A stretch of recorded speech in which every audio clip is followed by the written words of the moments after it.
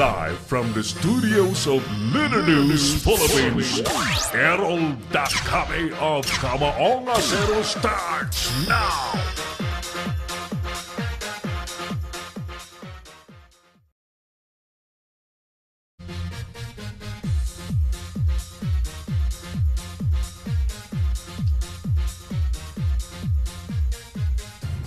Narito na po ang mga mainit na isyu ngayon sa Kamaong Acero.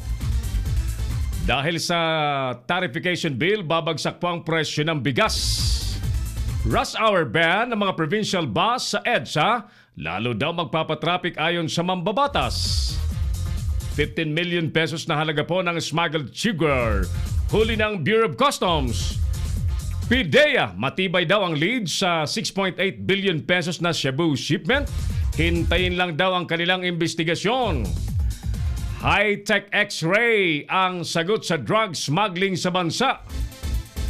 Walang balak namang tumakbo sa eleksyon sa 2019 si Speaker GMA. At CONCOM, ipinamamadali na po ang information drive ng federalismo.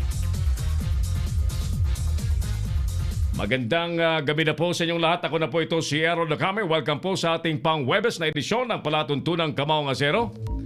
Nasama sa inyo po ng live on HD quality. Nagmumula po sa studios ng Leader News Philippines.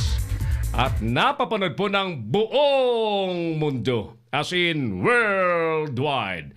So once again mga kaibigan, kasama po natin ang buong puwersa ng Leader News Philippines News and Current Affairs Team, Operations, Creative and Live Streaming Group, at siyempre ang ating mga Leader News Patrol.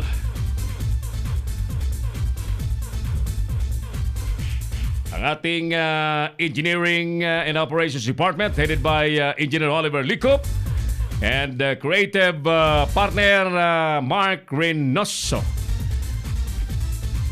Once again, ang ating pag-imbita sa ating mga viewers na pakilike po ninyo ang ating FB page, ang Leader News Philippines. At ang YouTube channel natin, pakisubscribe po ninyo para lahat pong mga mahalagang balita ay napapanood po ninyo sa pamamagitan po ng ating online broadcast platform ng Leader News Philippines. Alright, sige! Ang ating pag-uusapan sa araw pong ito ay, as promised, hindi po natin bibitawan ang patungkol po sa isyu ng patuloy pong pagpasok ng bulto-bultong droga sa Pilipinas. Ang ating tanong ngayon ay, sa inyo bang palagay, matitigil ba ang drug smuggling sa ating bansa kung may high-tech X-ray machines na ang Bureau of Customs? Repeat, sa inyo bang palagay, matitigil na ba ang drug smuggling sa bansa kung may high-tech X-ray machines na ang BOC? I-comment po ninyo ang inyong po mga opinion sa ating live FB page immediately beneath our live video na inyo pong napapanood sa mga oras pong ito. At pag-usapan po natin yan, babasahin po natin yan. Kasama po siyempre ng inyong pong mga greetings, mga bati at mga pa-anonsyo kung meron po kayong nais pong ipa-announce sa pamamagitan po ng ating palatuntunan. That's welcome to our program. And feel free to join us by the way.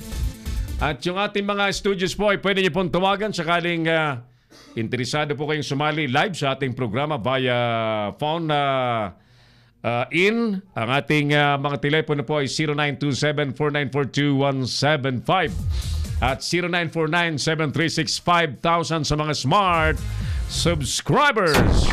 Si Errol Dakame, ang Kamaong Acero. Ratsada na po muna tayo ng mga importanteng balita. Alamin natin ang mga aktibidades po ng Bureau of Jail Management and Penology sa lungsod po ng San Pedro dyan sa Laguna. Naroon si Dryan Zamora. Yes, Dryan, magandang gabi sa iyo. Go ahead, please.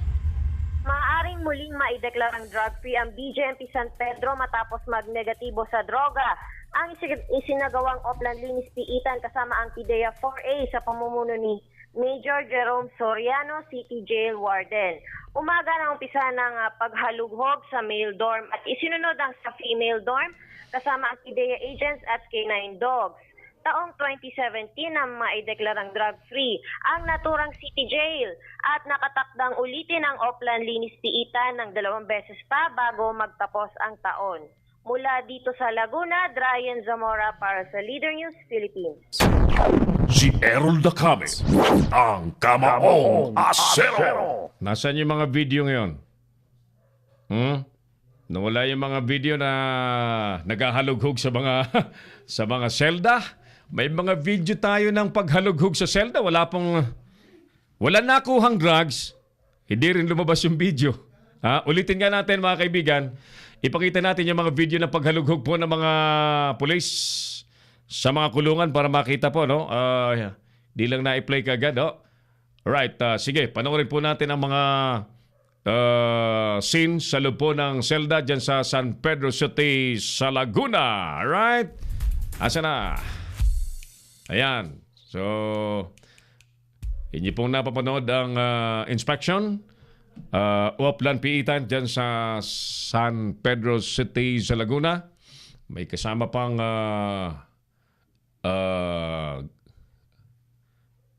drug sniffing dog yung mga pulis. Ayan. So, yan po yung mail dorm ng mga prisionero dyan sa San Pedro City sa bayan po ni Mayor Baby Kataki. Si Mayor Baby po ang dyan eh.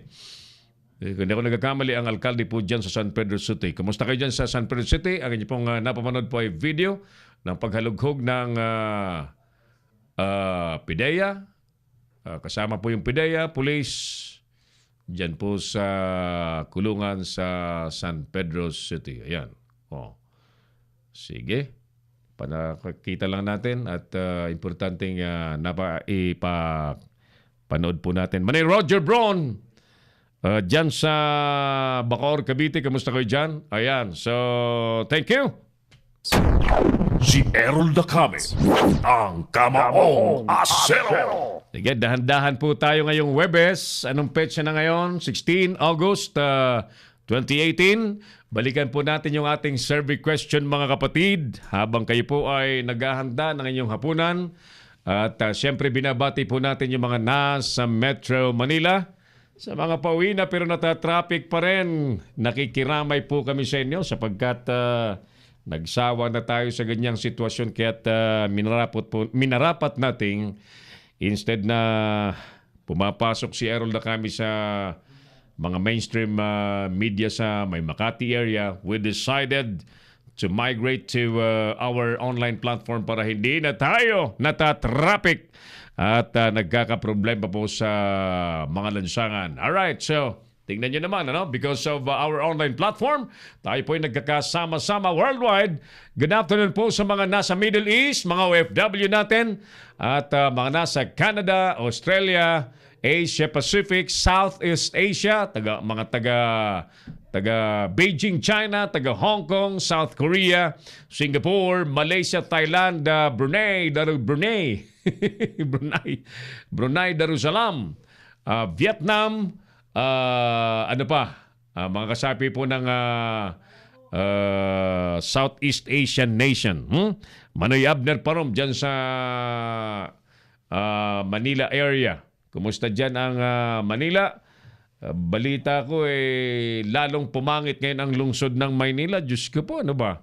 Na-ista pa rin ba mga taga Maynila ng pagkakaboto kay Mayor Erap? Kasi bagay, malapit naman na ang 2019 election. So, the ball is with the people in Manila if Mayor Erap will still be elected as the city mayor of Manila, the capital city of the Philippines. Imagine, may kasabihan pa ho na where Manila goes, the Philippine goes. Diyos ko po, nagsisilbi pong bintana ng buong Pilipinas ang lungsod ng Maynila. Therefore, ano man pong nakikita po sa Manila City, dyan sa kaharian po ni Erap, na taga San Juan dati, biglang napunta ng Maynila. Pagkatapos kaya dyan sa Maynila, saan kaya pupunta si Mayor Erap? Saan kaya siya pupunta, no? Sige. So, malapit na mga kaibigan ang filing ng COC, ano? October na ang filing ng COC ng mga naglalaway na kumandidato po sa 2019 elections. Tuloy ang we assure you, alam natin, tinitiyak po ng COMELEC na tuloy po ang eleksyon sa 2019 sapagkat sila po'y naghahanda. In fact, nagtutuloy po, patuloy pa rin po ang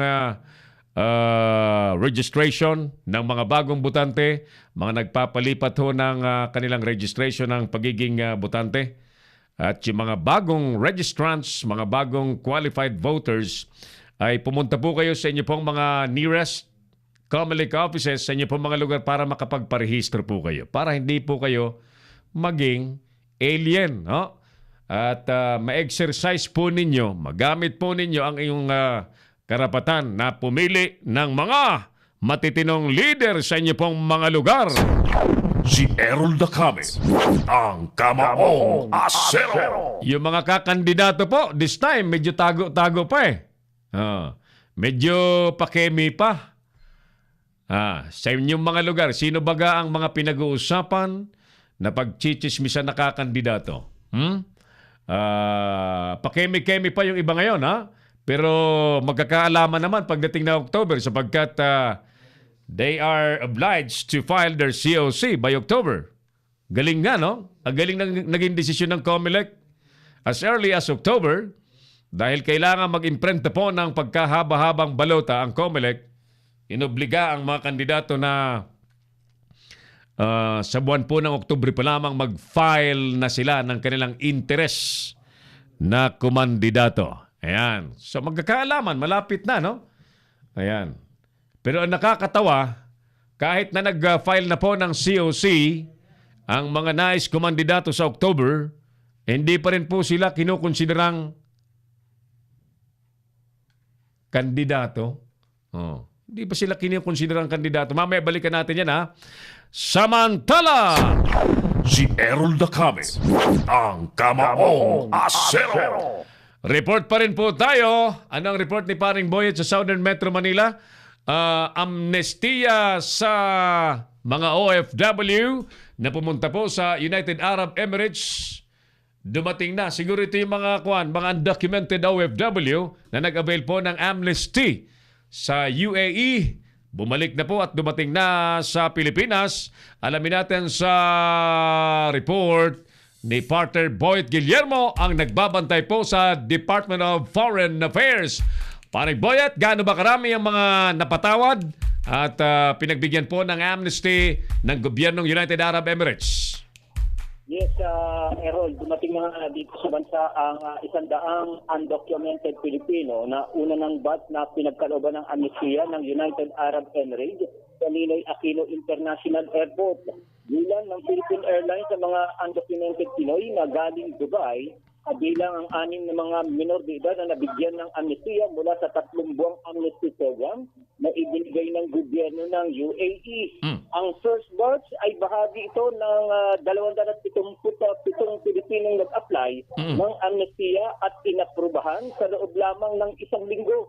Ang nasabing mga manggagawang Pinoy ay inihatid sa uwi sa Pilipinas ni Deputy Consul General Renato Dueñas Jr. na sinalubong at inalalayan ng Office of the Migrant Workers Affairs, Department of Foreign Affairs at Overseas Workers and Administration.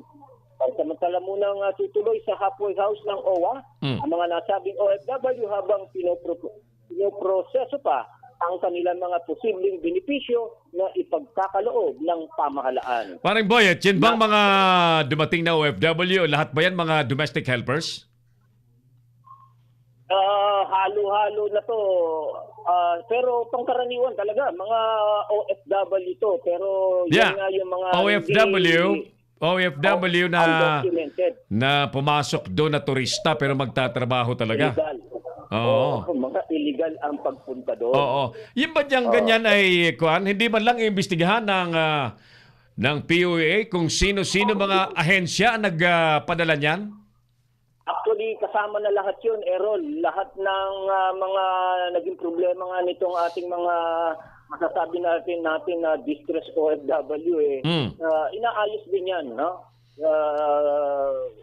Tulungan din yung ating mga kababayan na yan, ng ating POA, para habulin yung mga agency na nagpadala dyan, at Saka yung mga, alam mo naman, namamaltrato pa itong ating mga OFW. Yun na nga eh. So, ang nagiging mitsa ng problema, paring Boyet, is starting with the agency na nag-recruit sa kanila at tinutulak sila doon na pumunta doon, na turista muna, pinangakuan na padala doon as a tourist, then may pangako sa likod dyan na trabaho. So, may pakana talaga dyan mga recruitment agencies. ay, oo. Kaya nga, humanda sila. Handa-handa sila. Oo, humanda sila. Sapagkat, and dito ng mga OFW kanilang recruit o pinadala ng illegal, talagang habulin sila ng ating pamahalaan para managot. Dito nga nangyari sa ating mga distress OFW. Ang sinasabi mo pa rin, Boyet, mahigit 100 ang dumating. Ano? Ilan pa ba ang inaasahan nating mapapauwi na nag-avail ng amnesty? 277 nag-apply ng amnestia. So, 100 pa lang. Ito nga yung first batch. 100 pa lang yung naaprubahan. At inaasahan natin sa mga susunod na araw ay makakauwi na rin yung natitira pang mahigit na 100 pa rin. Very good. So, salamat sa kabutihang loob ng gobyerno ng United Arab Emirates because of the amnesty offered to OFW. Sila ay maayos na nakauwi, no? At yung iba makakauwi. Bigyan mo ako ng follow-up report, partner Boyet, dyan sa mga ahensyang papatawan ng parusa at pinalidad ng gobyerno na nag-facilitate ng pagpapalabas ng mga OFW sa UAE na undocumented or illegal ang pagkaproseso. Sige, kakapain natin yan at maiparating natin sa mga tagapakinig natin, tagapanood, na kung sino-sino nga itong mga illegal na agency na lumabag nga rin sa batas laban nga dito sa ating mga OFW. All right.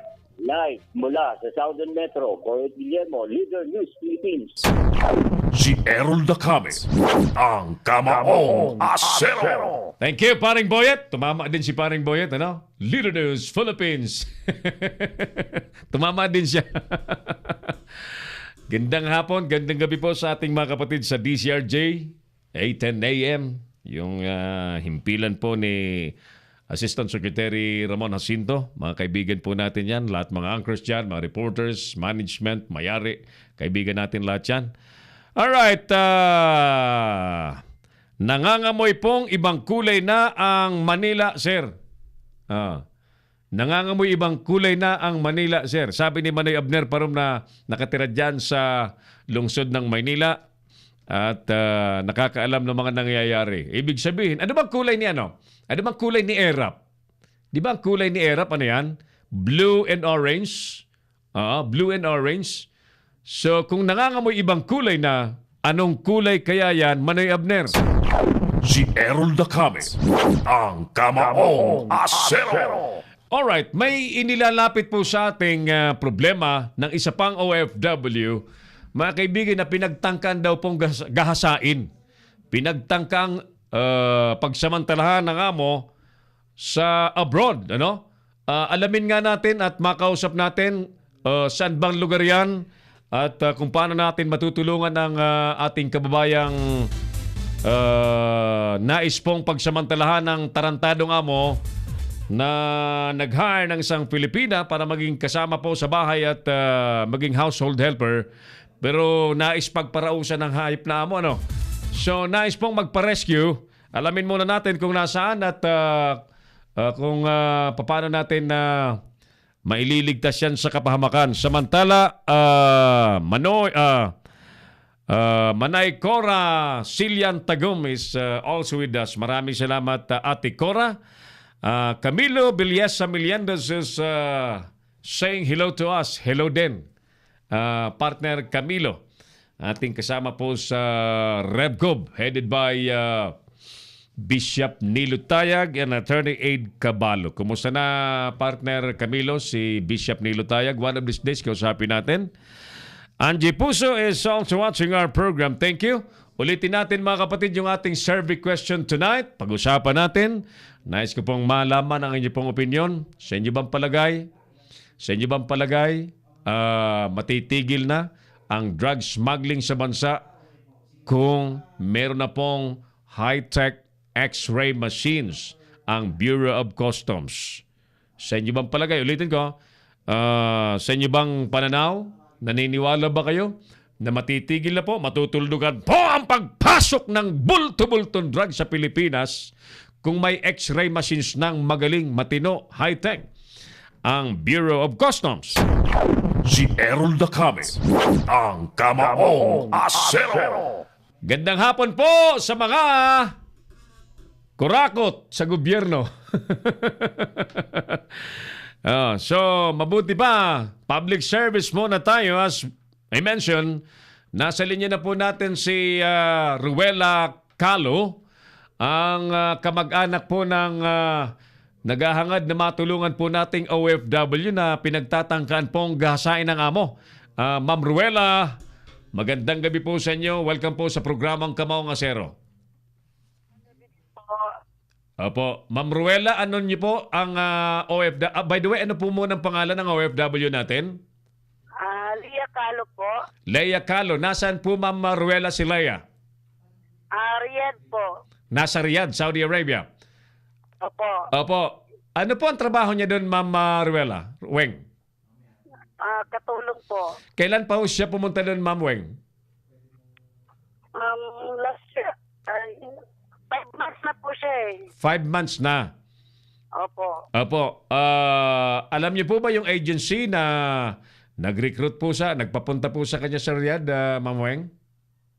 Ayun po, hindi po alam yung agency niya kasi po, hingin ko pa sana siya kasi po hindi pa siya ngayon, hindi pa siya agad-agad makaan dahil yung paggamit niya ng cellphone pinagbawal na po. Kumbaga po, ano-ano lang, panakaw-nakaw na lang po yung pag-chat niya sa amin dahil binabawalan na po siya. Alright, Ma'am Weng, ikwento niyo nga po sa amin ang totoong problema ni Leia sa Riyadh. Opo, ito po yung chat niya po. Noong Friday, August 10, 2018 at 12 p.m. Saudi time. Nagising si sir at tinawag niya ako kasi nagpagawa ng almusal. Ngayon, gumawa na ako. Pagkatapos, tinanong ko siya saan siya kakain, sa maliit na sala o sa malaki. Sabi niya, sa malaki daw.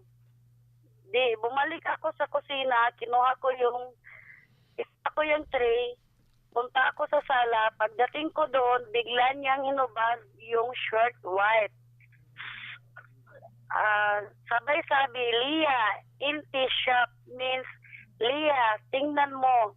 Sabi ko, la la la ba ba ba haram. Pero hindi ko tiningnan. Umalis ako, nagmamadali punta sa kusina.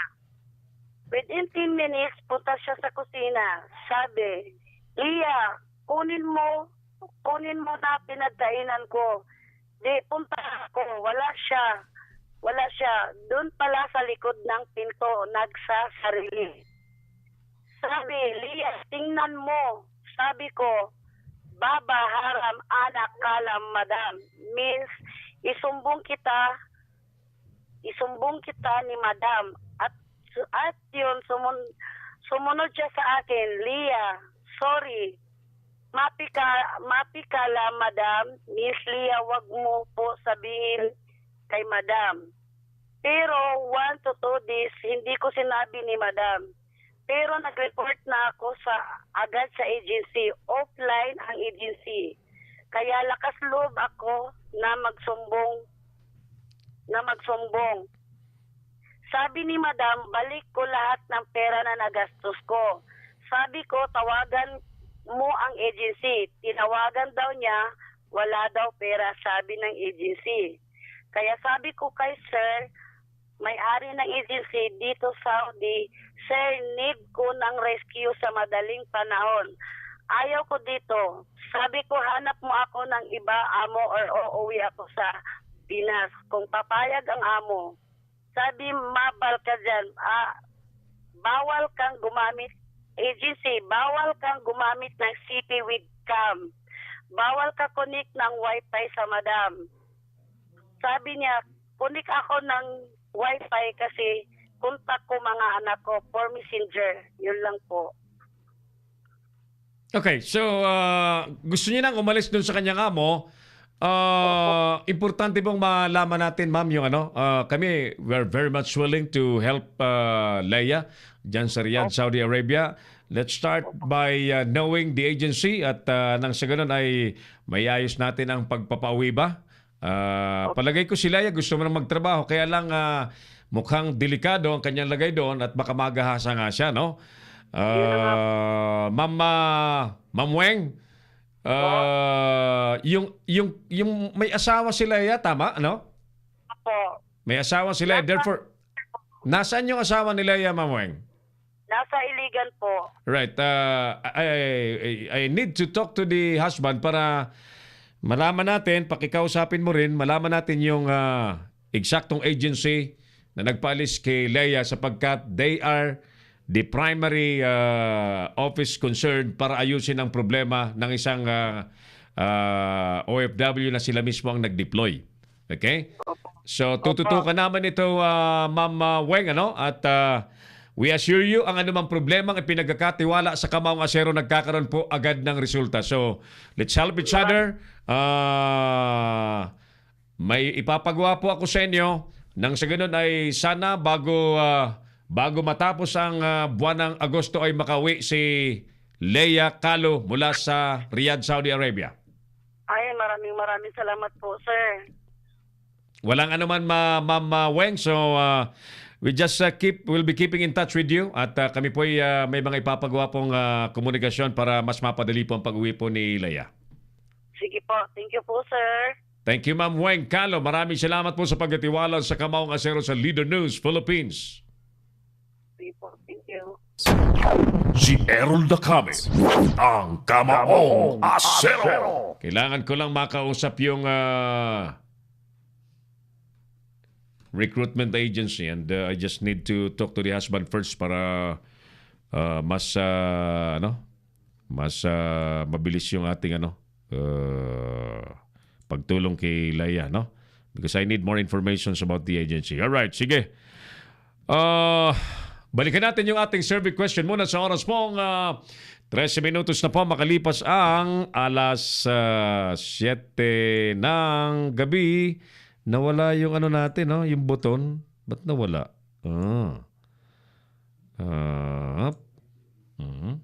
Teka. Nawala yung buton ng aking mga stingers. Nawala. Saglit lang, ha? Yan. Nawalay. Saglit. Hirap yung high-tech, ano? Pagka napindot, nawawala.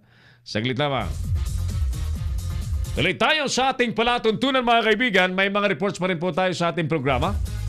But then again, I wanted to repeat our survey question tonight.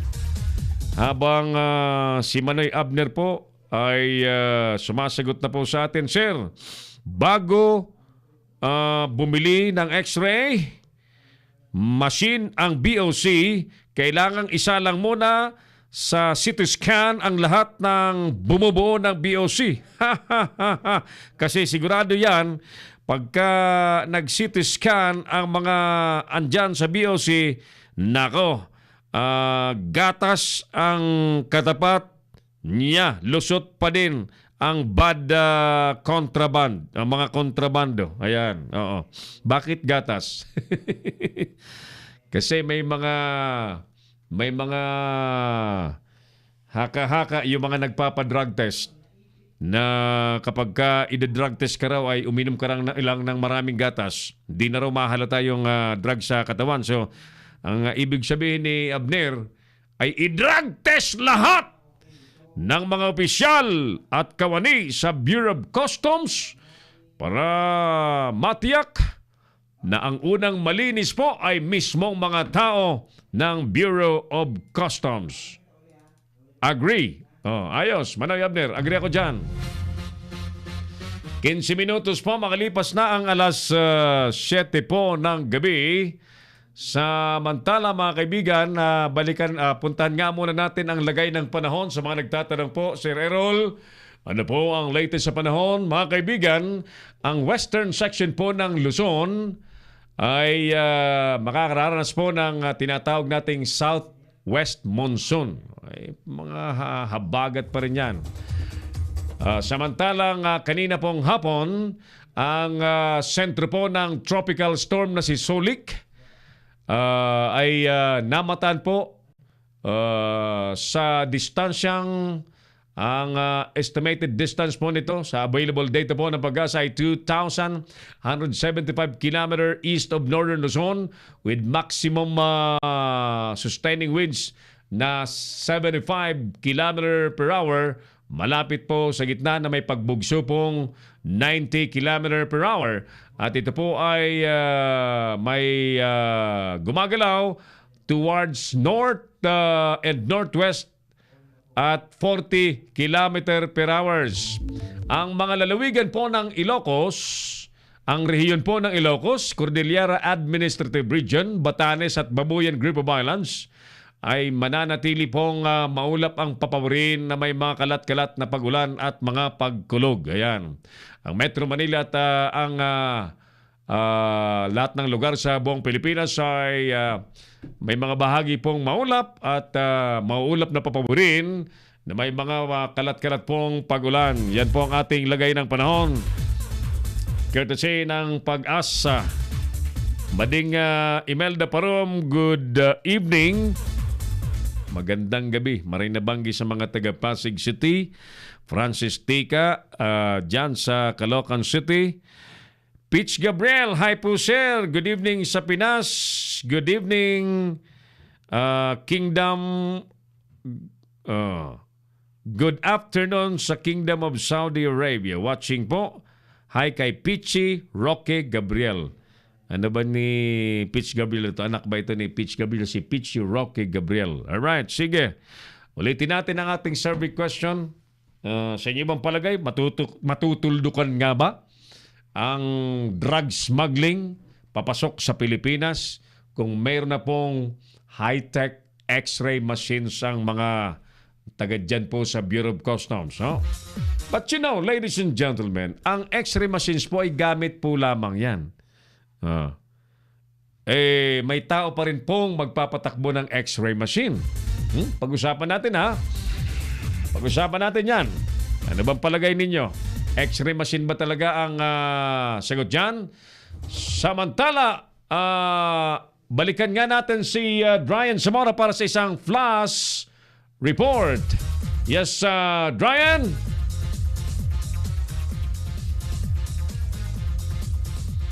Kala ko flash report. Flash report. Sige, flash report. Standby. Standby for flash report. May naipit daw na isang tao sa tren. Paadaw ng isang tao na ipit sa tren. Last report. Brian Zamora, standby, standby, standby. Yung mga sumasakay po sa MRT, sa LRT, at sumasakay po sa mga tren. Ingat kayo Paka-ingat kayo. Ito may ibabalibag na report si Brian Zamora. Naipit daw na tao. Naipit ang pa ng tren.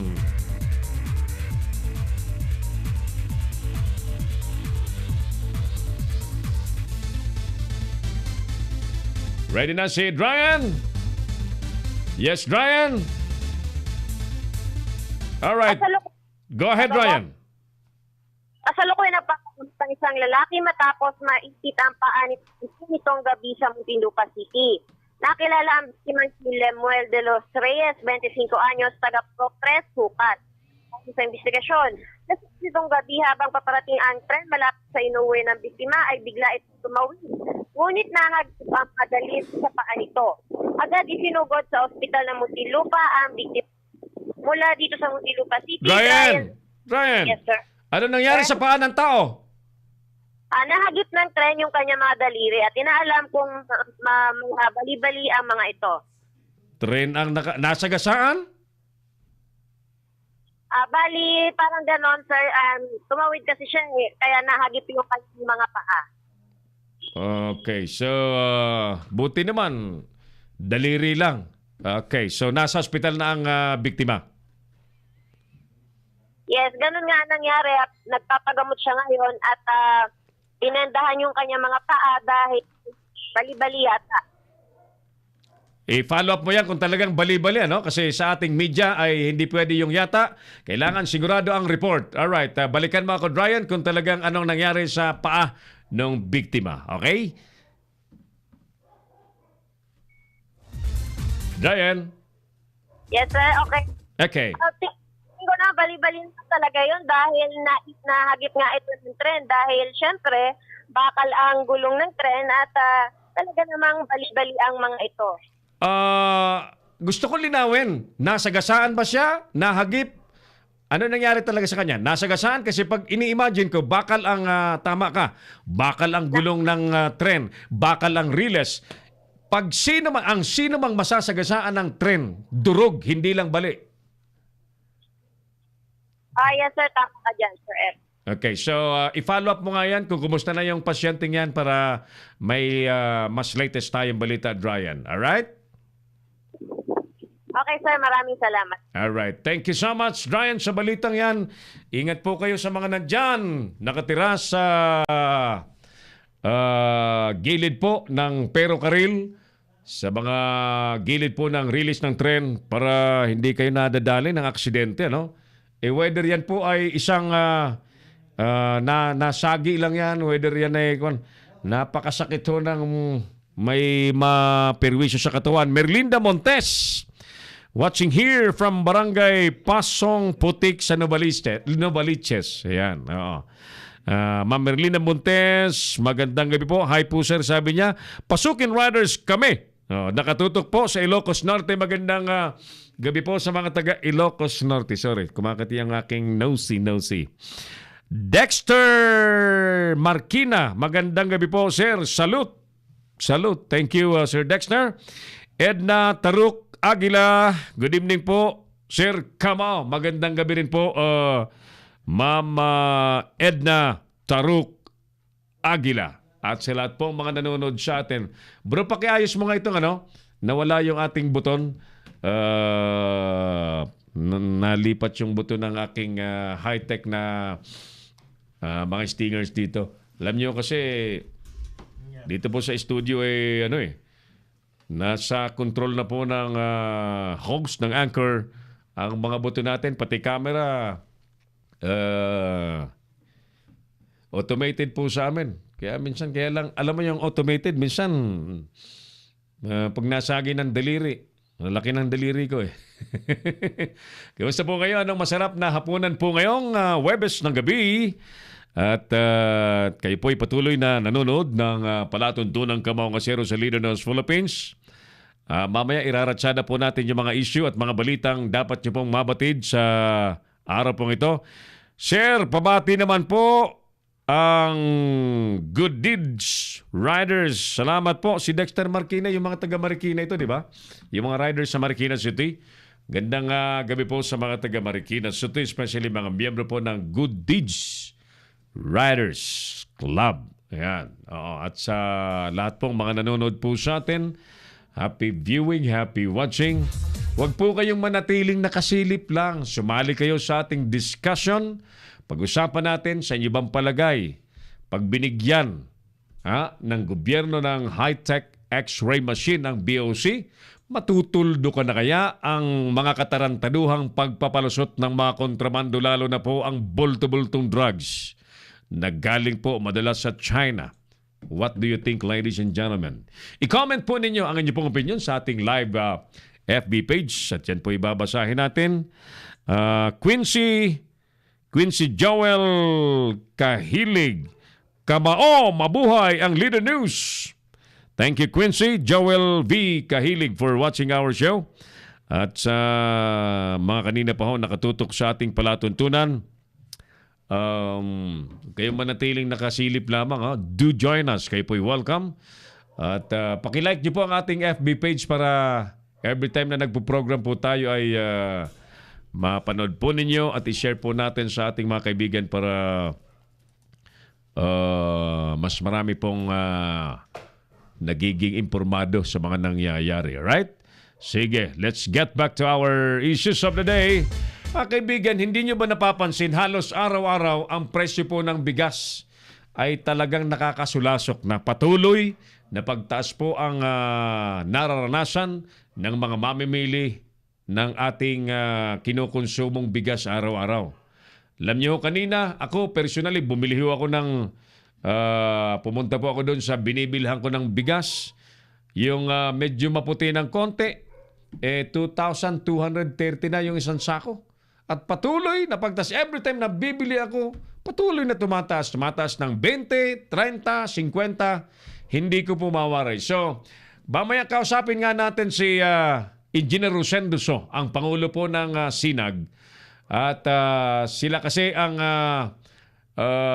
pangunahing grupo na nakakaalam sa mga presyuhan po ng production ng pagkain. Kasama po ang bigas dyan. Nang sa ganun ay mamonitor natin kung ano ba talaga ang totoong kalalagayan sapagkat ang Pilipinas po ay tinaguri ang agricultural country. But what's going on, ladies and gentlemen?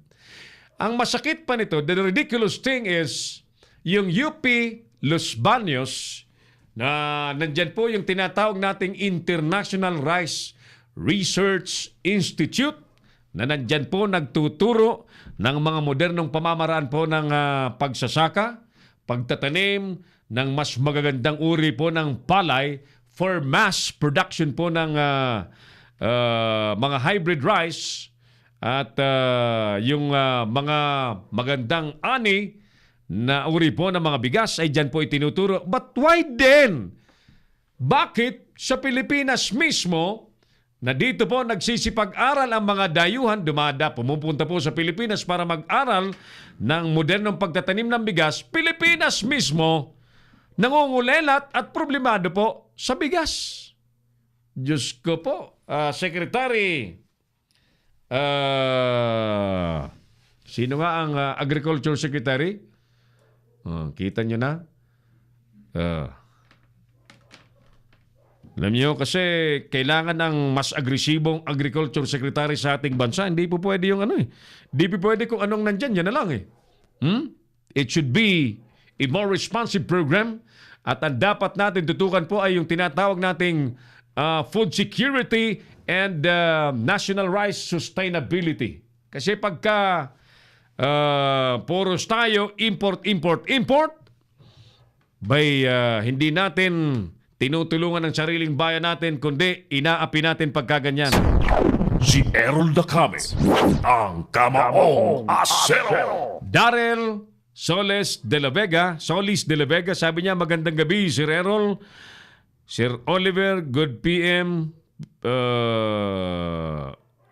Masaya naman. Masaya naman. Siyempre. Pagod pala, sorry. Napapagod siya si Darrell. Sige, ganyan talaga ang buhay na tao, napapagod. Kasi kung todas ka na, hindi ka na mapapagod. Darrell Nagpapatawa si Darrell. Siyempre, ganun talaga. Pagka buhay pa, napapagod. Sige. Bagay, lalo na yung... lalo kapag kayo po'y nag-motorsiklo. Nakakapagod mag-motorsiklo, lalo pag mainit, Diyos ko po. And I really understand the lives of the riders na dinadanas po sa kalsada kapag sila po'y bumabiyahe. Pero marami po mga kaibigan tayong riders na talagang ini-enjoy po ang pagiging riders. At tuloy tayo sa ating palatuntunan. Sinasabi po mga kaibigan ng mambabatas na inaasahan daw po na, dalawa yung balita ngayon, bababa ang presyo po ng bigas kapag naipasa ang tinatawag pong rice tarification bill. Balikan ko lang mamaya kasi ayokong magkamali doon sa detalye niyan. Dahil alam nyo, matindi ang problema po ng supply ng bigas sa Pilipinas. When it comes to pricing, may supply nga pero pagkamahal-mahal, patuloy. Sabi ko nga po sa inyo, kanina bumili pa lang ako ng bigas. The price last week is different. Ngayon po ay mataas na naman. Mataas na kagad. Pagkaganyan ang nangyayari sa ating bansa, na ulitin ko, tinagurian pong agricultural country at isa po sa mayor na produkto ng Pilipinas ay palay na ginagawa at ginigiling na bigas, wala na tayong magandang balita. Saan ba tayo nito pupulutin? Magiging importer na lang tayo ng bigas ng Vietnam, ng Thailand? Di ba ang laki-laking insulto sapagkat yung mga yan ay nagpadala lang dito ng kanilang mga estudyante para mag-aral dyan sa IRI, sa Los Baños, sa UP Los Baños. Para makapag rice production sila na maganda sa kanilang bansa. So, ang tinitingnan na palliative na, tatawagin ko po itong palliative solution ng ilan ay rice tarification. Para bumaba daw. Tinitingnan nila kapag ipinatupad daw yung rice tarification ay bababa daw ng halos 8 pesos. Halos 8 pesos daw ang ibababa ng presyo ng bigas. Paano kaya yun? Nice nating maintindihan yan at mas maganda magpaliwanag po dyan yung mga negosyante talagang involved sa rice trading. Nang sila mismo ang makapagpaliwanag sa sinasabi po nilang paraan na pag napasa ang rice tarification ay malaking tulong po sa bansa at ito po ay makapagpapababa po ng presyo ng bigas. Sige, yan sa bagay para po sa mga simpleng mamamayan, para po sa mga ordinaryong tao, yung balitang bababa ang presyo ng bigas sa pamamagitan po ng rice tarification law na ipinipilit pong ipasa sa Kamara ay parang music to the ears. But then again, mga kaibigan, sa pananaw natin, hindi po yan ang pangmatagalang solusyon.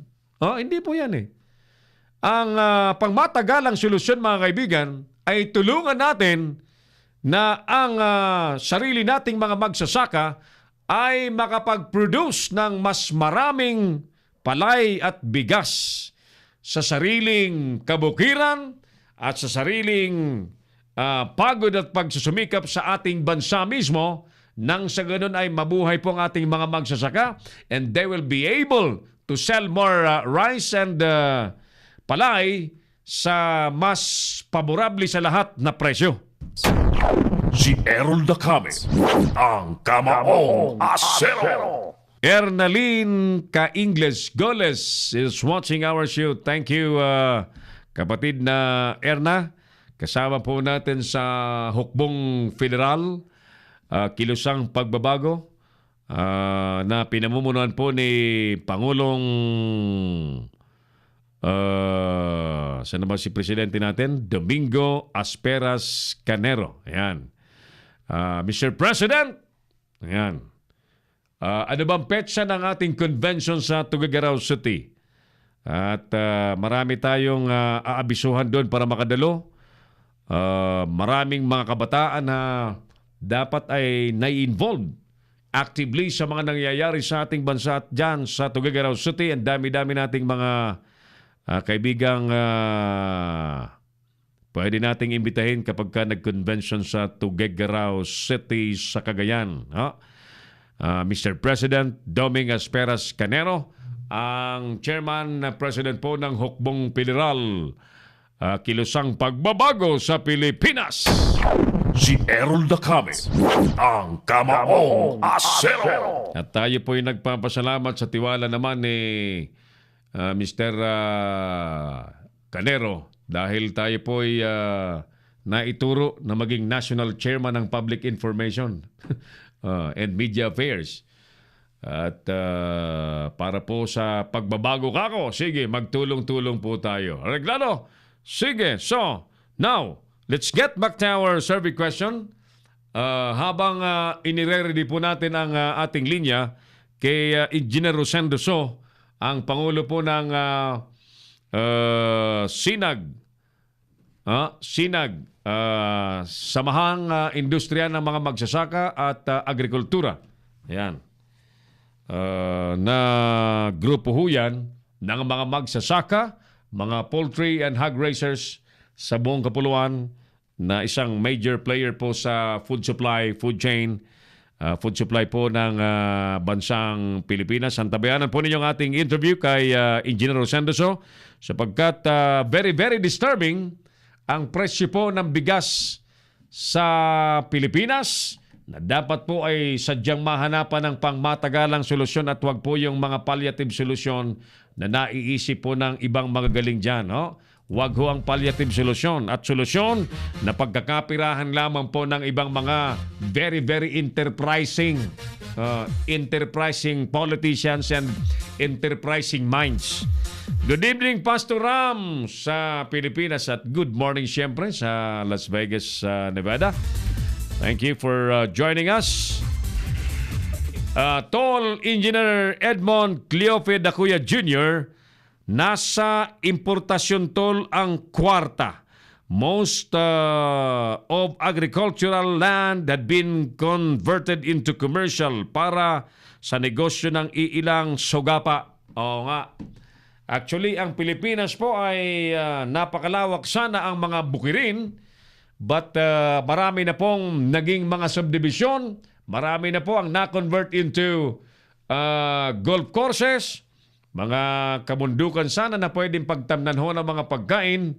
Pero dahil po sa patuloy na pagdami ng tao at again mga enterprising people, sa halip pong ang mga lupain ay bungkalin para tamnan po ng mga makakain ng Pilipino ay naibenta na po ito sa mga negosyante, kinonvert into subdivisions, industrial subdivisions, housing project subdivision, at kung ano-ano pang kinonvert para hindi na po pagtamnan. So, lumiliit ng lumiliit, pati utak ng mga naghahanap ng solusyon sa problema ng bigas ay tila lumiliit din.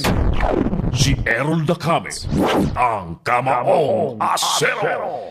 Thank you din kay amigo at kumparing Mario Batigas ng Latigo Online News TV at ang host po ng Latigo ni Batigas, paring Mario Batigas, at sa mga best friends po natin, kasama po natin sa Philippine Online Broadcasters Association, SORPOBA, na pioneering online organization po ng mga broadcaster sa Pilipinas. Ulitin ko ang grupo hong ito, grupo ho ng mga matitinong online broadcasters. Grupo ho ito ng mga professional online broadcasters. Hindi po pwede rito yung mga kung sino-sino lang na humaharap lamang sa cellphone na broadcaster na, humaharap lamang sa live Facebook ay broadcaster na, hindi po pwede. Sa amin, patunayan mo na para sa bayan ang ginagawa mo, matino ang proseso mo, legitimate ka, may business permits ka, may BIR ka, and you are adhering to Code of Ethics in Journalism, baka maikonsidera ka namin na sumama ka sa amin. Si Errol Dacame, ang Kamaong Asero. Ulitin ko hindi po sa amin pwede ang mga medya-medyahan na ang lakad po ay dispalinghado. Ang amin pong tatanggapin po sa POBA ay ang mga online broadcasters na professional. Ang mode of practice of broadcasting, at hindi po kami magbubukas ng pinto para po doon sa mga nagbo-broadcastan. Pero ang iniikutan po ay poros mga illegal. Si Errol Dacame, ang Kamaong Asero. Sorry na lamang po sapagkat we wanted to uplift the online broadcasting industry in the Philippines, and that's why we will be very, very strict in accepting membership sa POBA. Kailangan po nating daanin po sa mahigpit pong pagsusuri at may mga pagsusulit pong dadaanan ng mga nais pong magmiyembro. Si Errol Dacame, ang Kamaong Asero. Samantala mga kaibigan, patuloy pong naghahanap ng paraan. Yung ilan pong nag-iisip na makalikha po ng paraan kung paano maresolba ang trapiko sa Metro Manila. Until now, problema pa rin po ang bilib yung traffic sa Metro Manila. Ang MMDA po ay nagpapanukala ng iban po ang provincial buses along EDSA, especially rush hour. Pero ang sabi po ng mambabatas, lalo pong magre-resulta sa mas matraffic pong EDSA kapag ka ipinagbawal ang mga provincial bus sa EDSA. Yan po ang sabi ng isang mambabatas. So, ganoon pa man mga kaibigan, kailangan po nating maghanap ng solusyon, ano? Pero tulad po na sinasabi ko nga, ang dami-dami na pong mga traffic summit na isinagawa, na inorganize at naipatupad na traffic summit. Why is it lahat ng mga rekomendasyon doon, bakit hindi gamitin at ipatupad? Alam nyo, simpleng-simple ang logic. No? Dapat ang logic po ng solusyon sa traffic magsimula sa paghanap at pagsagot sa problema at sa tanong na bakit ang mga tao, sapagkat ang rason po ng lahat ng bagay na yan ay ang pagdagsa ng mga tao sa Metro Manila. Hindi po ang pagsimpleng pagdami ng sasakyan. It is not that. Ang pinakaugat ng problema ng trapiko sa Metro Manila ay ang patuloy na pagdagsa ng mga tao mula sa mga probinsya believing na sa Metro Manila po ay makakahanap sila ng magandang kabuhayan. Therefore, sa paniniwalang ganyan, mga kaibigan, kahit sino, kahit walang pinag-aralan, kahit hindi ready, walang kamag-anak, walang uuwian dito, basta lang magbabaka sakali, makikipagsapalaran, pupunta sa Metro Manila because they believe that they can find a better living, a greener pasture ika nga kaysa sa probinsya. Nagsawa na raw sila sa pagtatanim ng kamote, pagtatanim ng palay.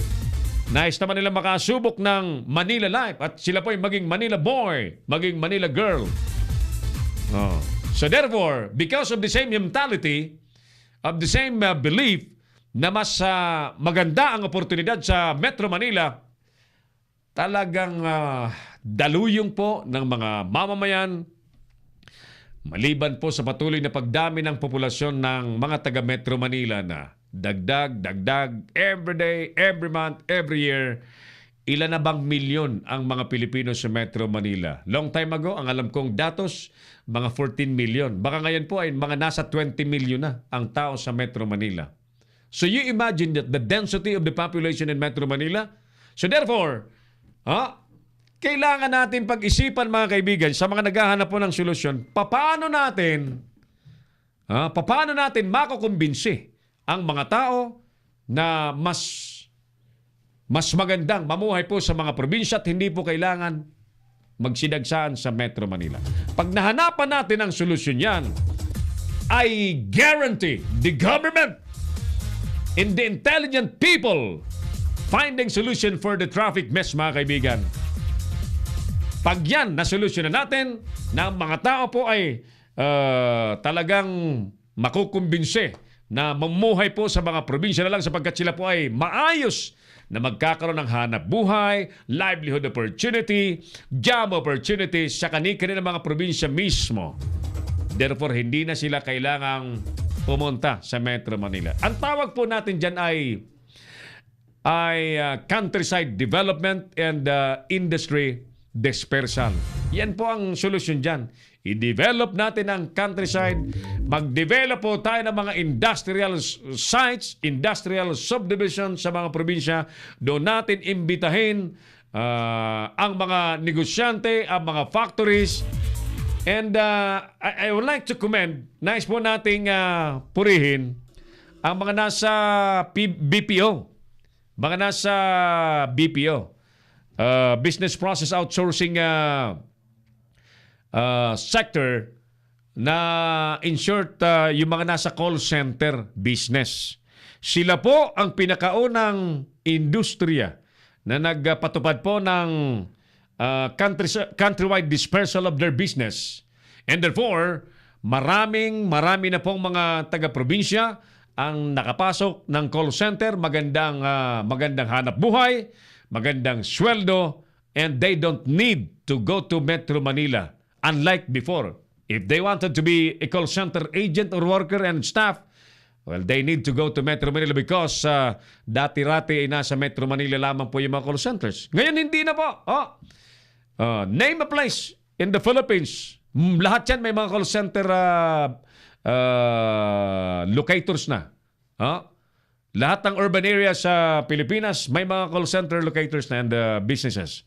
And people from the province can find an opportunity to have a good job, have a job in call center companies.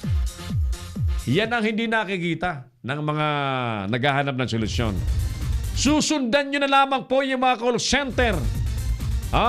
Iimbitahin nyo na lamang po yung mga negosyong nagsisiksikan sa Metro Manila na pumunta sa mga probinsya at doon sila maglagay ng kanilang mga negosyo. But of course, you have to have some preparation for that, like pag-aayos po ng mga infrastructures, mga kalsada, at ihanda po ang mga lugar-lugar na pupuntahan po nila. Yan po ang dapat gawin po ng gobyerno. Hindi yung kung ano-ano mga kampanya natin kahit maubos mo. Ay, kabuhayan! Ang bottom line ng maraming problema sa Pilipinas po ay kahirapan. Bakit may mga holdupper? Kahirapan. Bakit may mga hostess at may mga tinatawag ninyong mga puta? Kahirapan. Sa totoo lang, kung may mga oportunidad sila ng hanap buhay na ibang klase, interviewin ninyo. Ayaw nila ng kanilang hanap buhay. Crystal Vale, good evening. Primong Sarsi Consulta, kumusta ka dyan, Primo? Nasahain katabi. And all the rest of our viewers, thank you. Sumali kayo sa ating survey question. Sumagot kayo. Huwag kayong manatili nakasili po lamang. Sa inyo bang palagay, matutuldo ka na ba ang drug smuggling papasok ng Pilipinas? Kung meron na pong high-tech X-ray machines ang Bureau of Customs.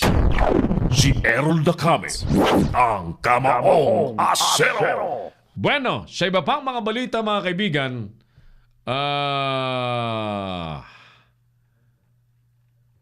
medyo naintriga ang lahat kahapon nung magsalita po ang presidente na siya po ay nag-iisip na mag-resign na lamang. Mamaya balikan natin yung resignation statement ng presidente. Si Errol Dacame, ang Kamaong Asero. Unahin muna natin itong isang anunsyo dahil malapit na po ito, no? And we would like to invite you to watch the J. Cryons in dance cruise all over Luzon. Ang hirap nito pag tinignan yung mata ko nandun sa langit, ano? Kasi yung monitor ko, mga kaibigan, without you knowing it, nandun po sa mataas na wall. Yung aming LED monitor ay dapat dito yan. So, somewhere here, no? Hayaan nyo na muna yung mata ko nandun, no? Basahin ko lang yung aming patalastas. Anunsyo. Wala pang bayan dito, anunsyo. Tulong natin. Iniimbitahan po namin ang lahat na panoorin po ninyo ang J. Cryons and Dance Cruise all over Luzon para po sa 5th season of J. Cryons Battle of the Champs. At meron pong 35 crews or dance groups that will battle for this year's title. Ito po ay sa August 26, 1 p.m. sa Easter College Gymnasium sa Baguio City.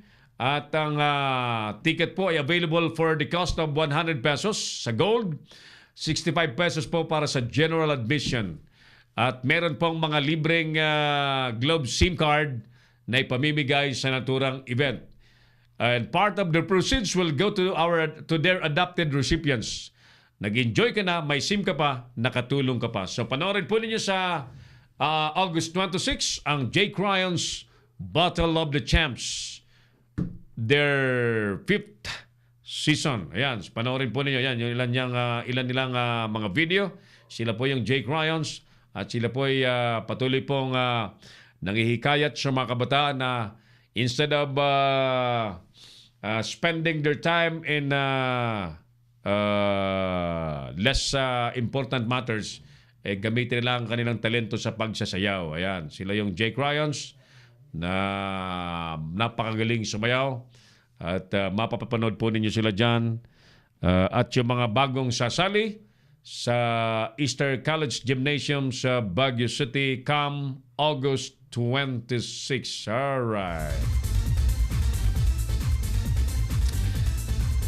Chris Angel, hello. Sabi niya, watching from Saudi Arabia. Magandang gabi po sa mga nasa Saudi Arabia. At sa tropa mo dyan, Chris Angel. Nahihiya yung ating nahihiya yung ating mga manonood na sumagot kayo. Do join us. Importante po sa amin ang inyo pong damdamin, ang inyo pong opinion. Dahil isa po sa aming mga objective ay bigyan kayo ng platform na maging bahagi ng boses ng taong bayan at ang bawat isa po ay malaga sa amin. Kaya't inimbitahan po namin kayo na sumali sa ating programa at makitalastasan po sa ating mga subject matter na inilalatag. And tonight, yun pong X-ray machines. Sabi po ng iba, yan ang solusyon para masawata ang pagpasok po ng drug sa Pilipinas. Kayo po, ano pong inyong palagay? Matutuldukan ba ang drug smuggling sa bansa kung magkaroon po ng mga X-ray machines na high-tech ang Bureau of Customs? Si Errol Dacame, ang Kamaong Asero. Samantala mga kaibigan, latest na balita muna tayo.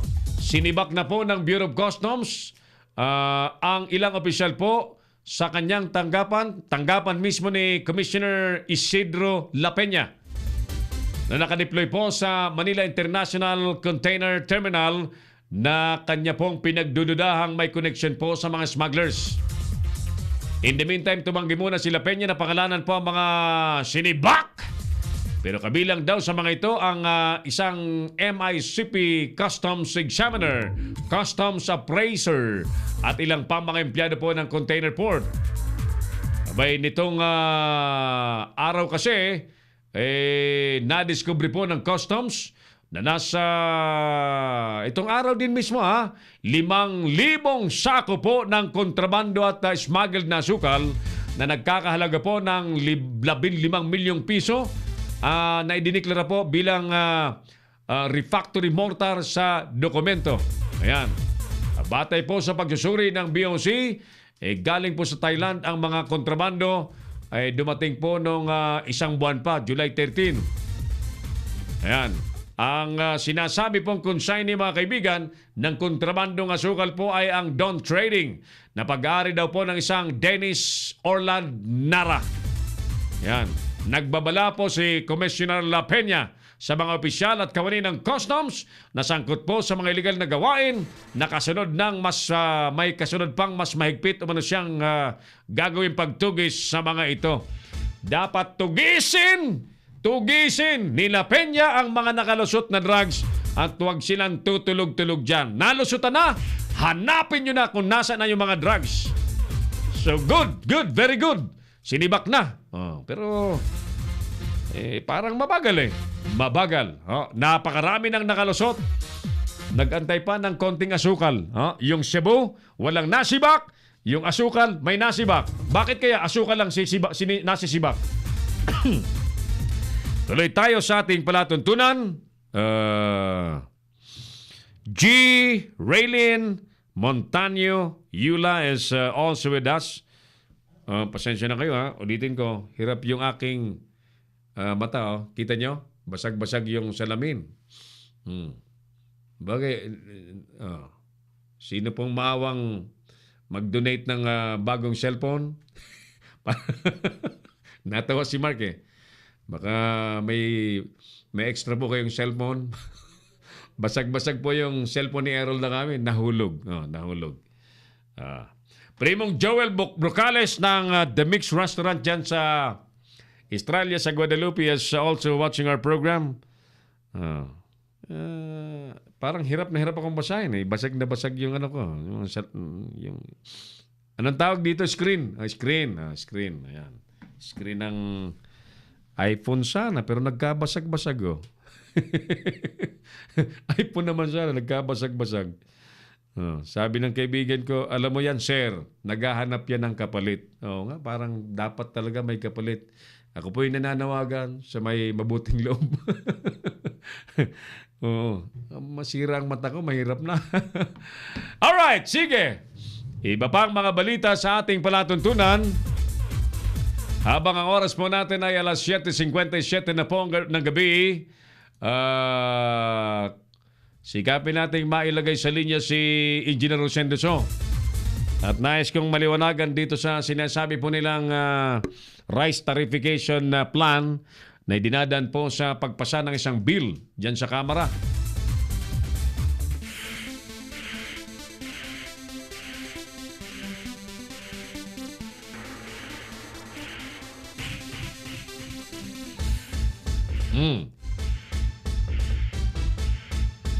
Sige, may pasabi po si Engineer Rosendo So ng Sinag na nasa kalagitnaan pa raw sila ng meeting. Subukan natin mamaya ng konti, ano?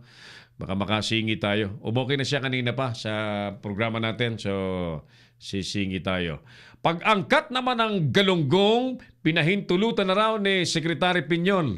Diyos ko po, galunggong na lang, kailangan pa nating i-import? Ano ba talagang nangyayari sa Pilipinas? Ay, Diyos ko po, galunggong na lang. Pinag-uusapan pa sa Palasyo Malacanang para i-import. Ano bang nangyayari sa atin talaga? Ang problema sa atin, napakasagana sana ng ating West Philippine Sea, hindi natin pinaninindigan ang ating pagmamay-ari sa West Philippine Sea. Pinababayaan natin sa China. Huwag daw nating awayin ng China. Ito na po ang epekto. Isda mismo na dapat ay saganang-sagana ang buong Pilipinas because Philippines is an archipelagic country, which is in short, napapaligiran po tayo ng mga dagat. So dapat ay wala tayong problema sa supply ng isda. Diba? Meron pa tayong isang tanggapan ng ahensya na nakatutok dyan, Bureau of Fisheries and Aquatic Resources.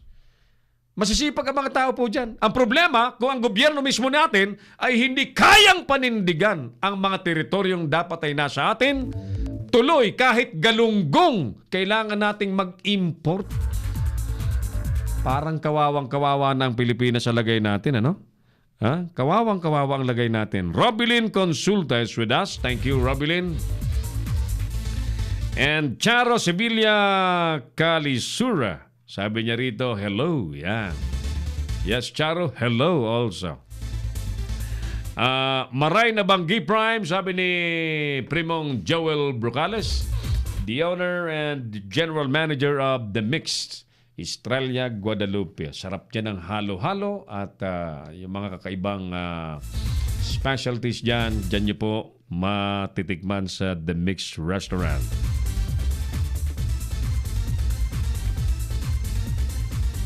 Ano pang mga balita po ngayon?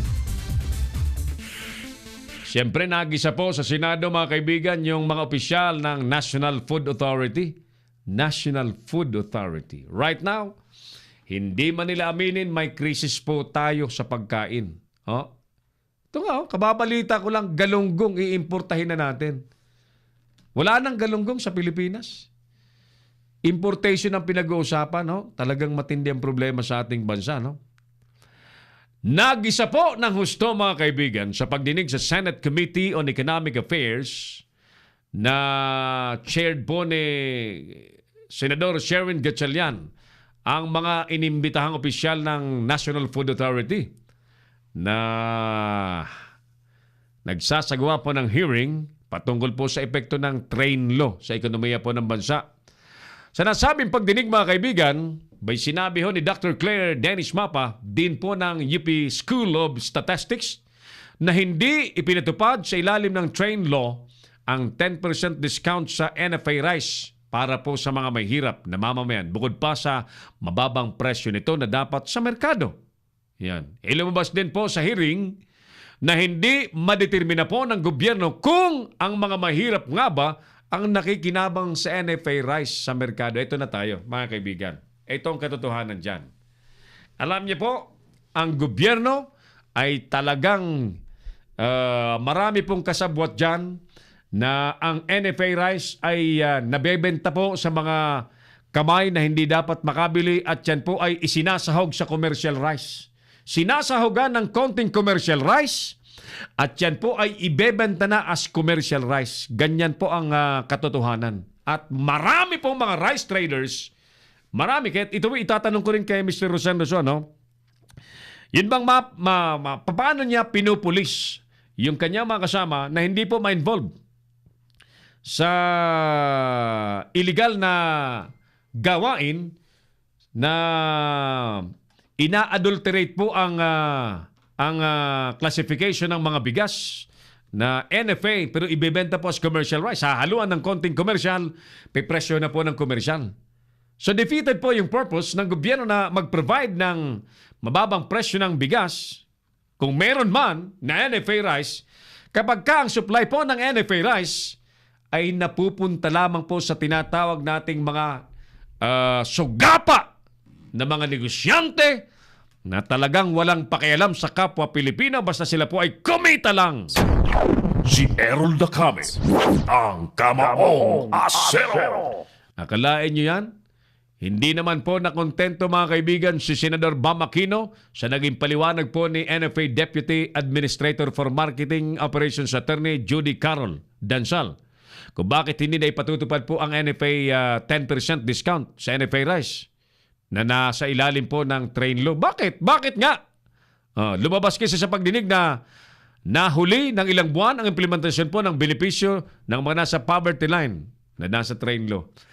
I never heard na may bukas nga, iikot nga tayo ulit. Bukas. Iikot tayo. Dapat po ay may 10 base sa implementation ng train law. Kasi alam naman natin na tataas talagang presyo ng bigas at mga bilihin kapag ipinatupad po ang train law yan. At talagang ganun nga po ang nangyari. Tuloy-tuloy. Until now, tuloy-tuloy. Sabi ko nga po sa inyo, kanina, kabibili ko lamang po ng sansakong bigas. Kukonsumuhin namin. Bigla po, may dagdag na naman na 30 pesos. Yung isang sako. Next week, bili ulit. May dagdag na naman. Saan ba tayo tutungo nito? Saan tayo tutungo nito pagka ganito?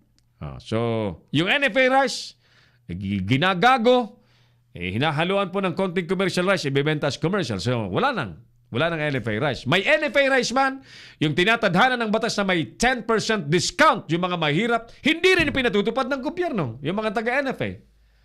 Diyos ko po, President Digong, yung mga taong pinagkatiwalaan mo ay sadyang ipinahahama ka.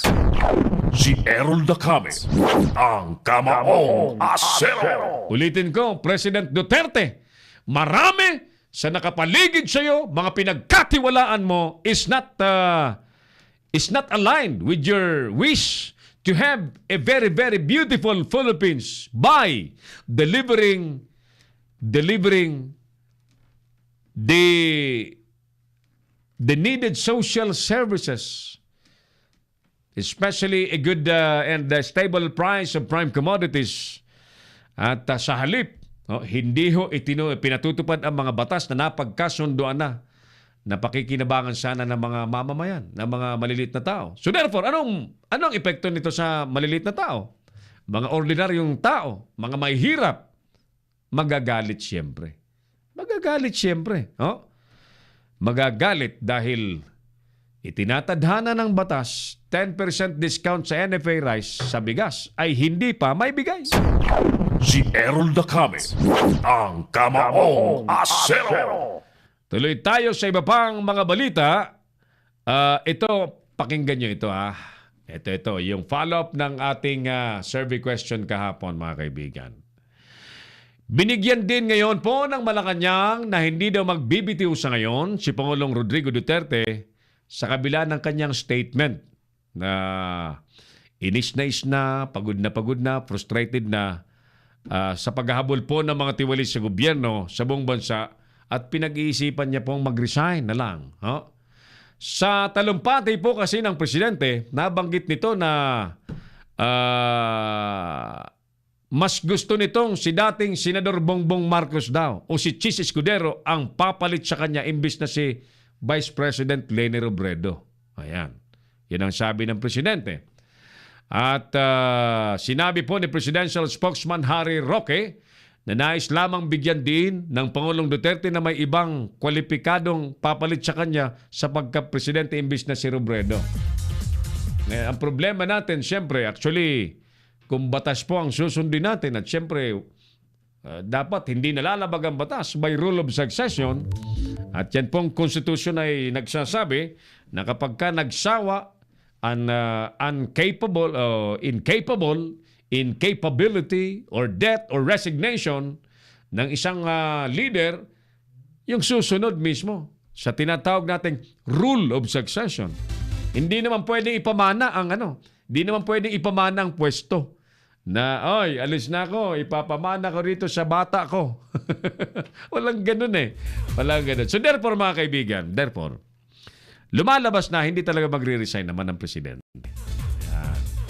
Hindi naman talaga magre-resign. Kasi, ayun nga, magre-resign siya kung papalit sa kanya si Bongbong Marcos or si Chis Escudero. Yan.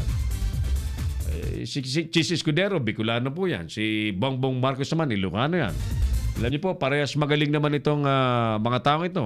So, nga lang magkakaiba ang track record, Magkakaiba ang track record yan. Chis Escudero, wala pong bahid ang pangalan yan. Lene Robredo, maliban po sa politika, wala naman tayong narinig na mga demanda tungkol po sa graphing corruption. Wala akong narinig pa, no? Maliban kung kayo pong mga nanonood sa akin, may alam kayong demanda laban kay Lene Robredo patungkol po sa graphing corruption. Dito naman kay Senator Bongbong Marcos, well, alam niyo naman po ang kwento, di ba? You know the stories, the history. You know the history, no? So in short, mga kaibigan, ang presidente ay nagpapaliwanag ngayon na hindi siya magre-resign, sa madaling sabi. Kaya nga tama yung sabi ng ilan sa mga sumagot kahapon sa atin, joke lang yan. Joke lang yan.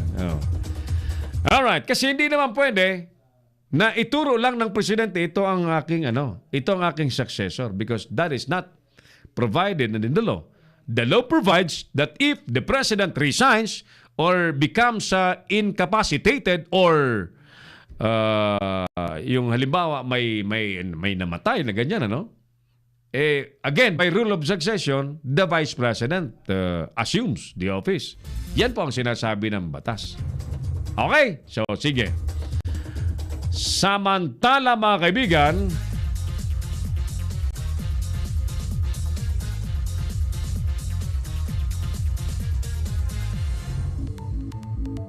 namumroblema naman po ang maraming OFW sa bansang Turkey dahil po sa economic crisis na nangyayari po doon.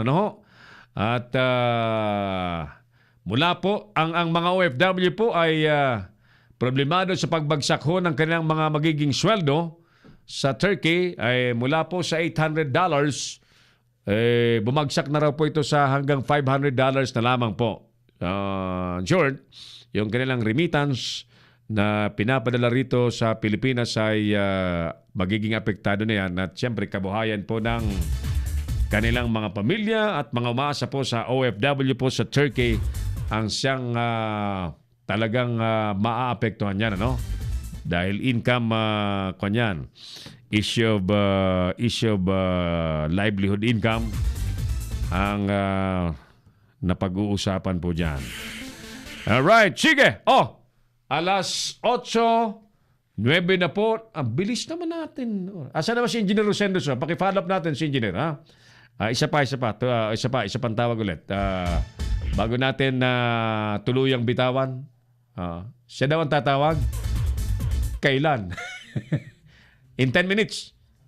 Yeah, I know. Nasa meeting siya. So, mahirap kasi pagkapangulo ang tinawagan mo. During the meeting, he is the presiding officer, siyang nangunguna sa meeting. Matitigil ang meeting kapag kinausap, Di bale, ulitin natin ang ating survey question, mga kapatid. Sumagot kayo sa ating tanong.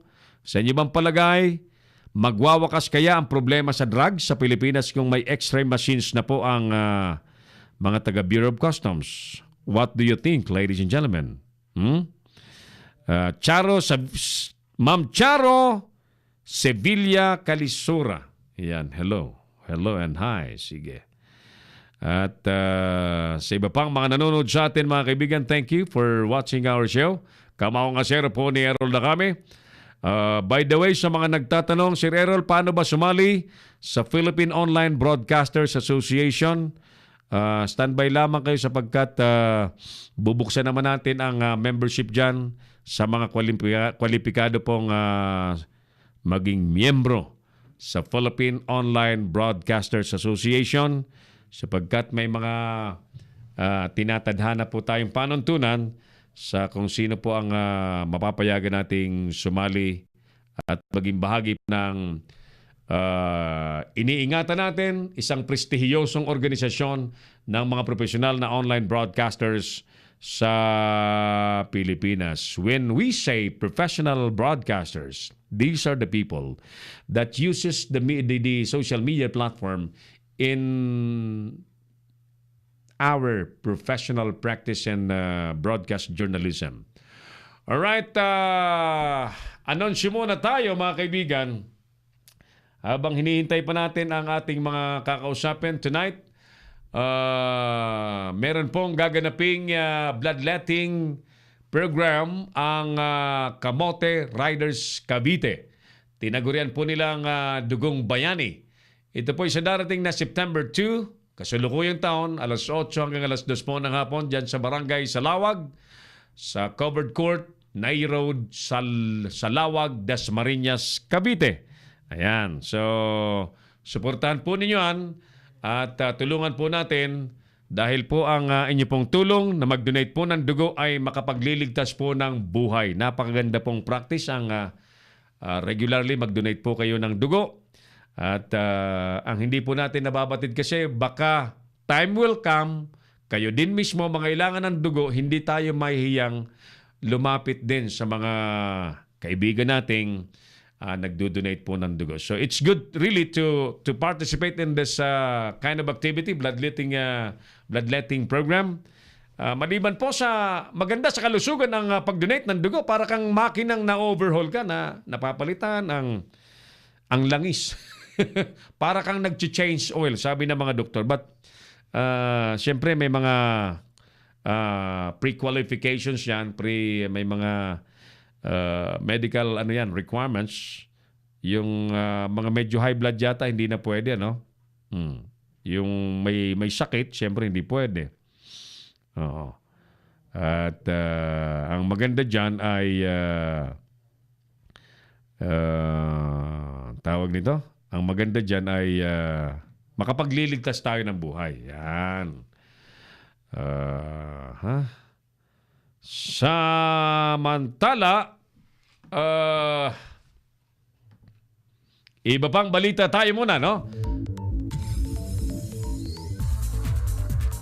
Hinihikayat naman po ni Special Assistant to the President Sap Bongo ang mga empleyado po sa gobyerno na tulungan po ang Pangulong Duterte na labanan po ang korupsyon. Yan ang magandang panawagan, no? Yan ang magandang panawagan sapagkat ang gobyerno rin mismo ang problema sa korupsyon. Mga taga-gobyerno rin po ang kurakot. Marami po sa paligid ng Pangulong Duterte ang kurakot. Marami po sa napagkakatiwala ng Presidente ang nagsasamantala. Iniisip siguro ang kasabihan na weather lang na pinasikat ni Erap. Weather lang. At talagang nagdudumali na makakalaykay ng limpak-limpak ng salapi. Kisihodang nasisira po ang Pangulong Duterte. So, timely ang panawagan po ni Sap Bongo na magtulong-tulong. Ang pinakamaganda dyan, alam nyo, meron pong hotline ang Palasyo Malacanang, yung 8888. Diyan po pwede itawag ang isyu po ng kurakutan, ang mga tips kung sino po ang nangungurakot, sino po ang sangkot sa graft and corruption. Itawag niyo po dyan at maging willing kayong tumistigo, mag-witness, mag-provide po ng mga informations, documents, nang sa ganon yung mga kurakot po ay makalaboso. Samantala, nangangamba naman po ang Armed Forces of the Philippines na malamang daw pong armasan ng mga New People's Army ang tinawag nilang milisya ng bayan. Oh. Yung NPA daw kasi ay patuloy na nagre-recruit. Nagre-recruit ng mga milisya ng bayan. At posible daw itong armasan din tulad po ng mga NPA. Ganun pa man, naniniwala ang Armed Forces of the Philippines na pabawas ang bilang po ng mga rebelding NPA dahil po sa mga sumusuko at sa mga napapatay at mga naaresto po sa mga labanan. Batay po sa datos po ng Sandatahan Lakas ng Pilipinas, tinatayang pong 4,000 na lamang po ang regular na miyembro po ng New People's Army sa bansa. 83 na raw po ang nalagas, napatay, at meron pong 130 mga naaresto na. Ayan, at marami na raw po mga armas ang nakumpiska ng mga militar mula po sa mga komunista. May 453 high-powered firearms, habang meron pong mga 51 ng low-powered firearms, at meron pong 341 mga improvised explosive device na na-recover po ng Armed Forces of the Philippines. Mga kaibigan, balikan natin yung ating mga issue sa ating palatuntunan. Dahil po sa Rice Tarification Bill, babagsak daw po ang presyo ng bigas. Rush hour ban ng mga provincial bus sa EDSA, lalong magpapatraffic ayon po sa mambabatas. 15 million worth of smuggled sugar huli sa customs. PDEA, matibay ang lead sa 6.8 billion pesos na shabu shipment. Hintayin lamang daw po ang kanilang investigasyon. High-tech x-ray ang sagot daw sa drug smuggling sa bansa. Walang balak naman daw pong tumakbo sa election sa 2019 si Speaker GMA. At CONCOM, pinamamadali na ang information drive ng federalismo.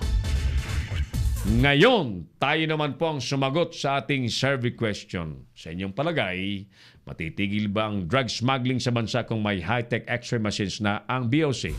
Sagot ni Errol Lakay, mga kaibigan, napakalaking instrument, napakalaking bagay na meron pong tamang kagamitan ang mga nagpapatupad ng batas. Immediately, kailangan pong may provide ng gobyerno ang mga high-tech x-ray machines na makapagsusuri ng walang makalulusot. Dapat 100% lahat pong shipments, mga container vans ay kayang ma-detect ng x-ray machines na bibilihin kung sakali-sakali. Wala po dapat mabili or hindi dapat bumili ng 50% lang nakikita, yung 50% ay bulag. Dapat po 100% ng laman ng mga container vans ay makikita ng mga examiners, ng mga taga-Bureau of Customs. Dangan nga lamang, mga kaibigan, it doesn't end there. Ang x-ray machines ay gamit lamang po yan. Mas importante, yung attitude ng taong gagamit ng x-ray machines ay mas matino dapat. Sapagkat ang gamit ay gamit lamang at may mata pa rin ang tao. Kung may gamit, pero bulag ang tao, hindi pa rin makikita. Kung may gamit, kung ang mata ng may gamit ng x-ray ay tatapanan ng makapal na pera, hindi pa rin makikita. Ayan. Ihabol na po natin ang ating panayam, importanteng panayam kay Engineer Rosendo So, ang Pangulo po ng SINAG. Engineer, magandang gabi po. Si Errol Dacami sa Kamaong Acero sa Leader News Philippines, sir. Welcome. Yeah, Errol, good evening. It's our pleasure to have you again, Engineer, sa ating palatuntunan. Sinasabi po ng mababatas na babagsak daw po, dapat bumagsak ng 8 pesos ang presyo ng bigas kapag may rice tarification na law na may patutupad, Engineer. Do you believe in that? Dapat dapat sabihin ng mga babatas na bababa yung palay para at least malaman ng mga magsasaka. Mm-hmm. 'Di ba? Kasi palaging lang nila sinasabi bababa yung presyo ng bigas. Mm-hmm. Ayaw naman nila na bababa yung presyo ng palay. Mm-hmm. In which nakakonekta yan kasi yung bigas galing sa palay. Galing sa palay, tama. Yes. Apo. So, hindi kayo kumbinsido na, well, ang tinitingnan po nila ay, in reality, Engineer, ay importation pa rin ng bigas galing sa ibang bansa. Yes, yun ang pananaw nila. na dapat i-flood ang market dito sa ating bansa, na in which hindi tayo sana sang-ayon doon, na sinasabi natin ang world reserve hindi ganun kalaki. Aha. Ano ang mas magandang aksyon dapat ng gobyerno, sir, especially yung mga decision makers sa food supply ng ating bayang Pilipinas? Of course, dapat tulungan ang ating local na magsasaka. Tingnan ho ninyo ngayon, pumapasok yung imported rice, bumababa yung commercial rice, hindi naman Di naman. Opo. Ang sabi nila, pag dumating na yung NFA rice, bababa yung presyo ng commercial rice. Hindi Na naman. hindi nangyari. In which may pumapasok naman na imported rice, yung minimum access volume, fina-flood din yung market, pero hindi na bumaba yung presyo. Right. Opo. Oo. So matindi ang problema natin sa presyo ng bigas, Engineer Rosendo, no? Kayo ba kinukonsulta, engineer, ng mga nagdidesisyon ng patungkol po sa supply ng bigas at iba pang pagkain? Kaya nabanggit namin kay Speaker GMA the other day. Pero sabi niya hindi na namin mahabol dun sa Kongreso. So nasa third reading na sila. And nag-meet kami with Senator Cynthia Villar dun sa Committee on Agriculture dun sa Senado with NEDA. And with representative ng DA as a certain ASEC, no? Doon sa meeting, ang sinabi natin sa kanila yung rice tarification. Siyempre pupunta tayo dyan, pero gusto natin makita kung anong safeguard, safety net na mabibigay natin dun sa magsasaka. Yes. Yung hindi makakompete dun sa sinasabi nilang ibababa na presyo. Right. So yun ang dapat na ayusin muna natin before maapasa yung batas. Yeah. Yun ang gusto natin ayusin, no? Kasi kung napasa na yung batas pero wala yung safety net, hindi ma-dislocate yung magsasaka. Yun ang sabi natin. And therefore hindi magiging sustainable ang solusyon na yan because the best, as you have mentioned, the best solution is really to strengthen the food production supply dito sa Pilipinas. Yes, so kailangan natin yan, yung like rice, local rice Production. produce. Kasi tayo dito is almost in-announce naman ng government, 92% yung local production natin. Opo. Or 94% ang huling sigaw nila. So, we hope na totoong figure yun. Pero ang sinasabi natin, majority pa rin na 90% ng local produce natin dito is kinakain ng taong bayan, is galing dito sa local. Opo. So, therefore, ano po ang mangyayari? Hindi na mahahabol sa Kongreso yung panukalang rice tarification. Wala tayong naririnig na mas mga konkretong hakbang sa Department of Agriculture in helping the local industry of rice production, engineer. Tama po ba? Kasi kailangan approval ng Senate at Congress yan. No? Oo. Doon sa Senate, nagkaroon kami ng meeting last Friday.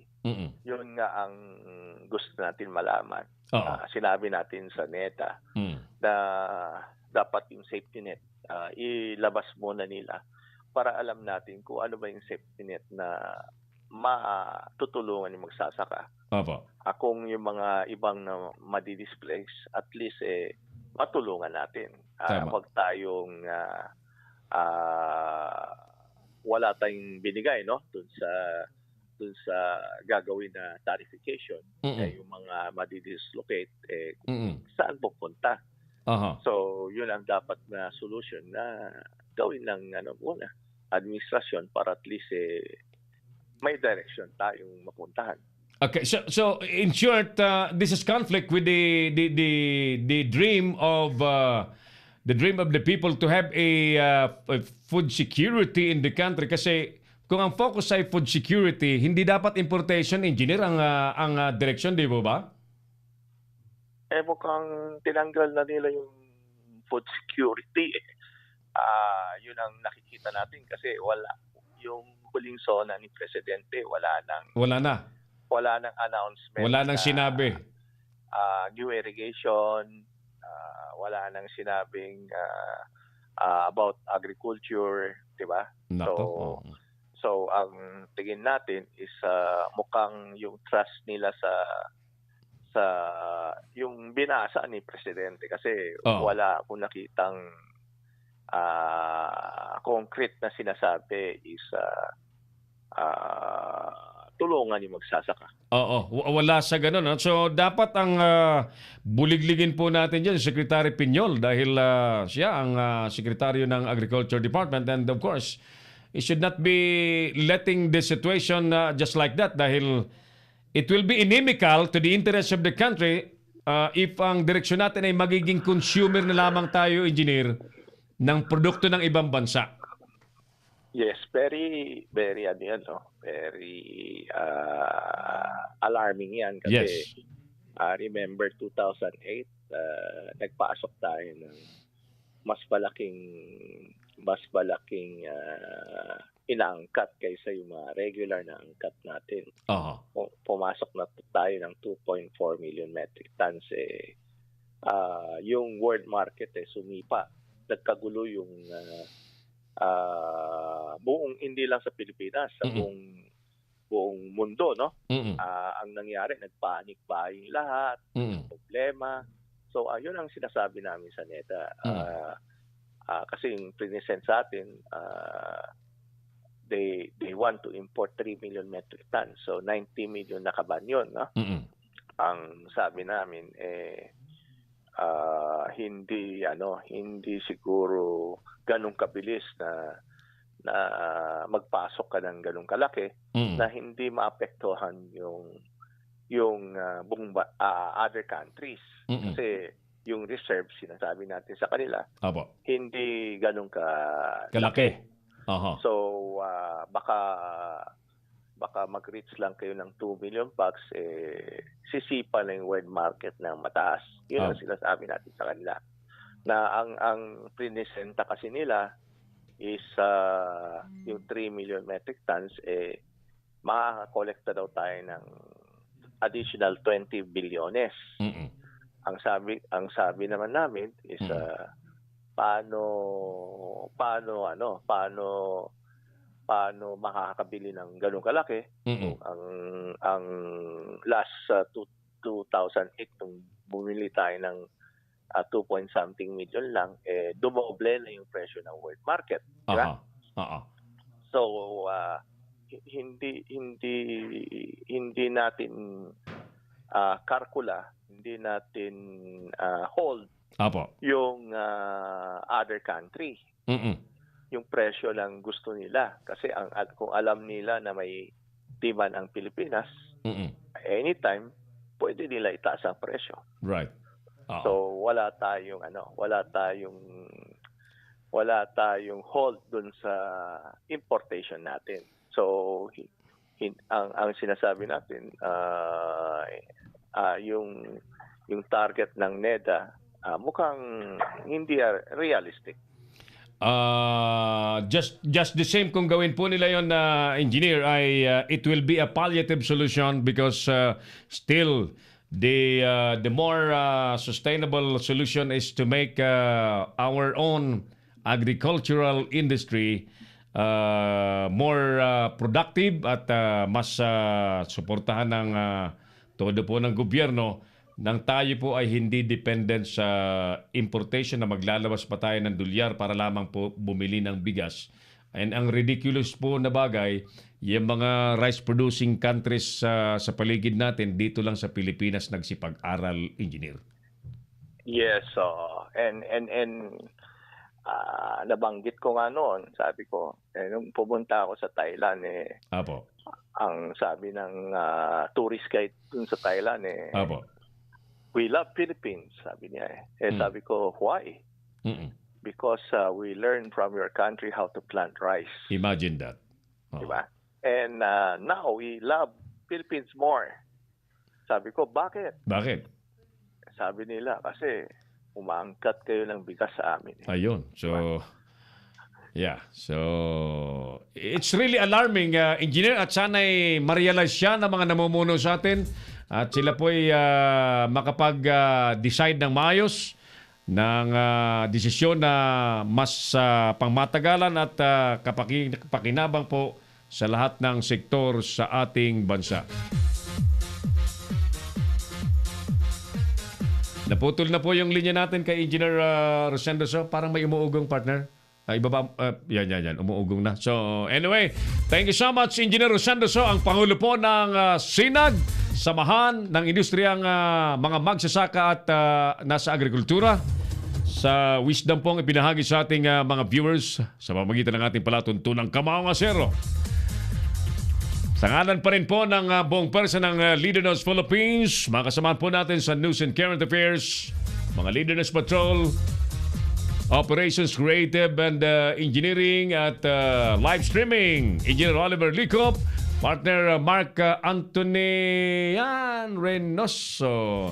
Yan po yung ating engineering team and creative team. Yan, ayos. Parang Itbulaga lang, ano? Ayan. Kakaiba talaga ang Leader ng Philippines, ano? Ayan, yan ang hindi nagagawa ng iba, no? So, it's really